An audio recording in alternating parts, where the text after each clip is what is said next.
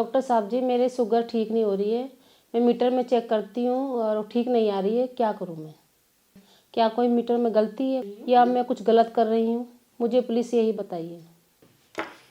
दोस्तों, ग्लूकोमीटर से अपनी ब्लड शुगर चेक करना हमारी डायबिटीज़ मैनेजमेंट का एक बड़ा इम्पॉर्टेंट, बहुत अहम हिस्सा है।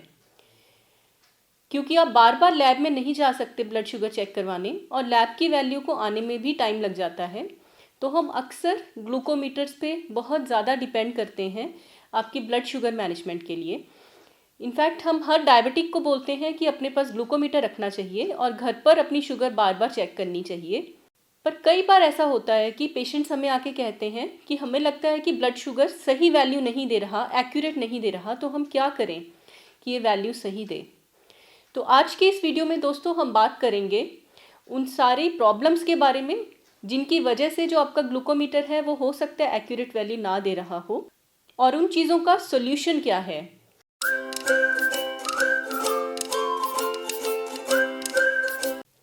तो सबसे पहली प्रॉब्लम जो हो सकती है वो है कि आपकी स्ट्रिप्स में प्रॉब्लम हो सकती है। दोस्तों, ग्लूकोमीटर की जो स्ट्रिप्स होती हैं उनको बनाना एक बहुत ही कॉम्प्लेक्स प्रोसीजर है। ये एंजाइम बेस्ड रिएक्शन होता है जिसके कारण ये शुगर आपकी डिटेक्ट करता है। तो एंजाइम की मात्रा नॉर्मल से कम या ज़्यादा लग जाए या एरिया ज़्यादा कम कवर हो जाए, इस वजह से ये वेरिएशंस हो सकती हैं। इनफैक्ट अच्छी से अच्छी कंपनी, चाहे उनके पास आईएसओ का स्टैंडर्ड, एक्यूरेसी का स्टैंडर्ड भी है, तो भी उनमें वेरिएशंस हो सकती हैं। ये वेरिएशंस अलग अलग लॉट्स में भी हो सकती हैं, इवन सेम लॉट की स्ट्रिप्स में भी हो सकती हैं, एक सेम डिब्बी की स्ट्रिप्स में भी हो सकती हैं।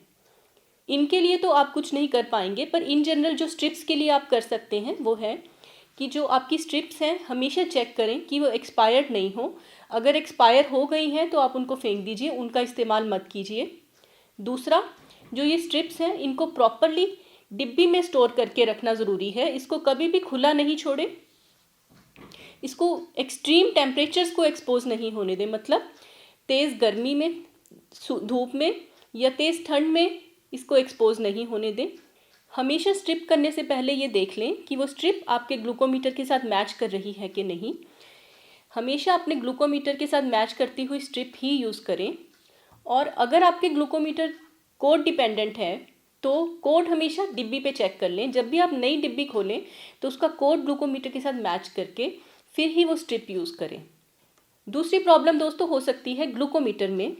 ग्लूकोमीटर आपका कितना एक्यूरेट है या वो कितना इजी है यूज़ करना।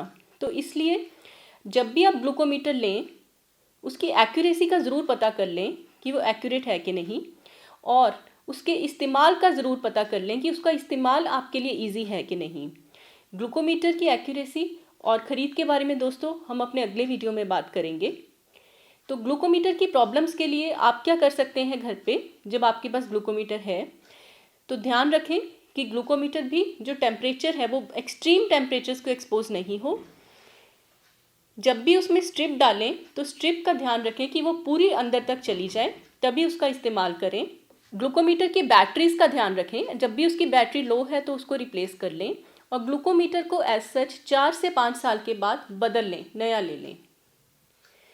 तीसरी दोस्तों प्रॉब्लम हो सकती है हमारे एनवायरमेंटल फैक्टर्स या हमारे आसपास की चीज़ें, जैसे कि मैंने पहले भी बोला कि एक्सट्रीम टेम्परेचर। तो अपने ग्लूकोमीटर को या स्ट्रिप को तेज़ धूप में या बहुत ज़्यादा ठंड में इस्तेमाल करने से बचें। आमतौर पर अगर आप देखेंगे तो ज़्यादातर जो ग्लूकोमीटर की स्ट्रिप्स हैं वो 4 से 30 डिग्री सेल्सियस टेम्परेचर में इस्तेमाल करने के लिए बनाई गई हैं। तो इससे कम टेम्परेचर में इस्तेमाल नहीं करें और 30 से ज़्यादा टेम्परेचर में इस्तेमाल करना भी अवॉइड करें।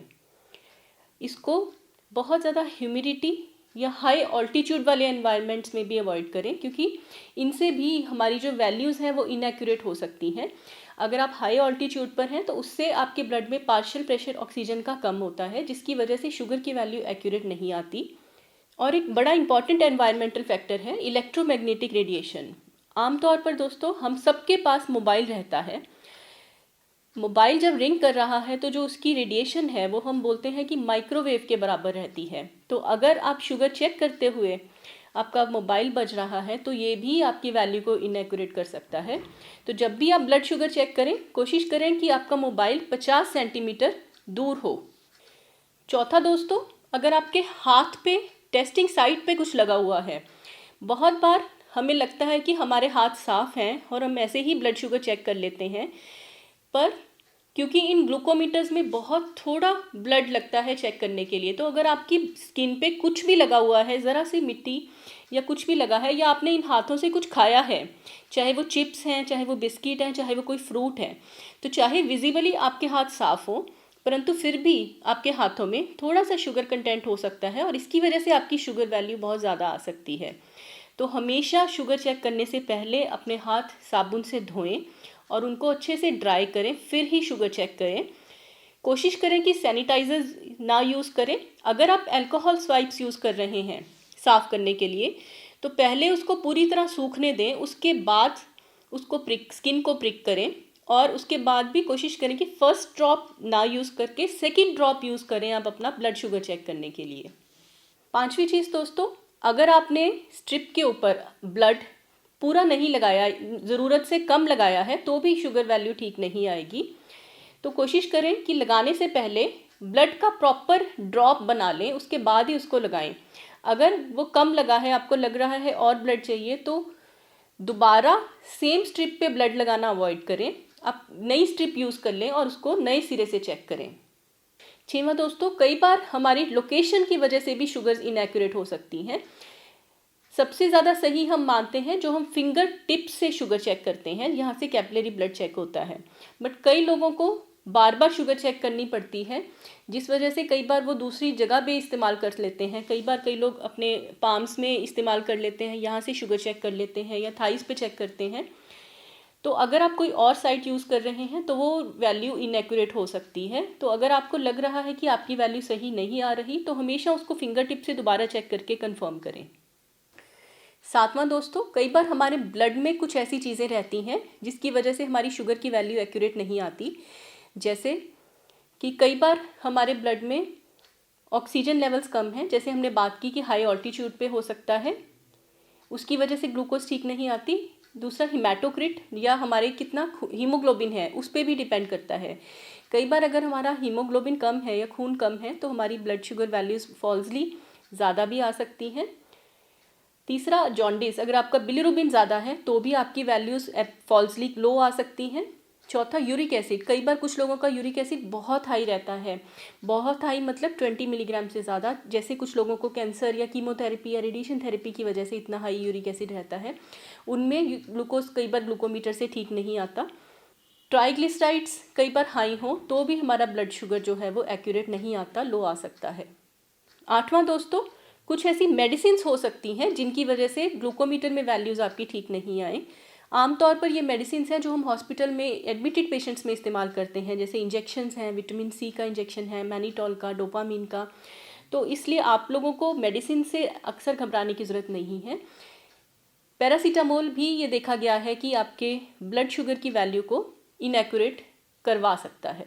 तो ये थे कुछ कॉमन फैक्टर्स जिनकी वजह से आपके ब्लड शुगर जो ग्लूकोमीटर में वैल्यू आ रही है वो ठीक नहीं है। तो अगर आपको लग रहा है कि आपका ग्लूकोमीटर वैल्यू सही नहीं दे रहा और आपने ये सारी चीज़ों का ध्यान भी रखा है, तो आप अपना ग्लूकोमीटर चेक कर सकते हैं। इसको चेक करने के दोस्तों दो तरीके हैं।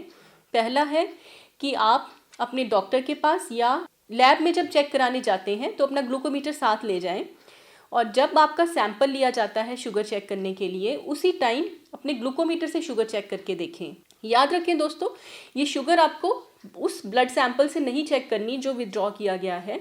ये शुगर आपको फिंगर टिप से ही चेक करनी है। तो जिस टाइम पे आपका सैंपल लेते हैं उसी टाइम पे अपना फिंगर टिप से ग्लूकोमीटर से शुगर चेक करके देखें। उसके बाद उन दोनों वैल्यूज़ को कंपेयर करें। अगर आपका ग्लूकोमीटर सही है तो ये वैल्यू जो आपकी आई है ये आपकी लैब वाली वैल्यू से 15% के अंदर होगी। मतलब ये 15% ज़्यादा भी हो सकती है, 15% कम भी हो सकती है। 15% का मतलब दोस्तों, अगर आपकी शुगर 100 मिलीग्राम है तो वो आपके ग्लूकोमीटर में 85 से लेके 115 के बीच में कहीं भी आ सकती है, तो इसको हम सही मानेंगे। अगर आपकी शुगर 200 मिलीग्राम है लैब में तो 15% मतलब 30 होगा। मतलब कि आपकी शुगर अगर लैब में 200 है तो ग्लूकोमीटर में वो वैल्यू 170 से लेकर 230 के बीच में कहीं भी हो सकती है और उसको हम सही मानेंगे। दूसरा तरीका ग्लूकोमीटर को टेस्ट करने का है दोस्तों कंट्रोल सॉल्यूशन। जितने भी ग्लूकोमीटर्स रहते हैं अक्सर उनके साथ कंट्रोल सॉल्यूशंस कंपनीज बनाती हैं। ये कंट्रोल सॉल्यूशन में पानी, शुगर और कुछ स्टेबलाइजर्स डाले होते हैं। तो अगर आपको लगता है कि आपका ग्लूकोमीटर सही वैल्यू नहीं दे रहा तो वो कंट्रोल सॉल्यूशन लेके आप उसे टेस्ट कर सकते हैं। उस सॉल्यूशन को ब्लड की तरह ही इस्तेमाल करना है और अगर वो सही वैल्यू दे रहा है तो मतलब आपका ग्लूकोमीटर सही है। अगर कंट्रोल सॉल्यूशन से वैल्यू सही नहीं आ रही मतलब आपका मीटर में खराबी है। तो ऐसे में आप अपने ग्लूकोमीटर के जो मैन्युफैक्चरर कंपनी है उनसे कांटेक्ट करें और उसमें जो खराबी है उसको सही कराएं। तो ये थे दोस्तों हमारे कुछ फैक्टर्स जिनकी वजह से शुगर ग्लूकोमीटर में सही नहीं आती और उनको ठीक करने का तरीका। अगले वीडियो में हम बात करेंगे ग्लूकोमीटर लेने से पहले किन किन चीज़ों का ध्यान रखना चाहिए। तो अपनी सेहत का ध्यान रखें दोस्तों। नमस्कार।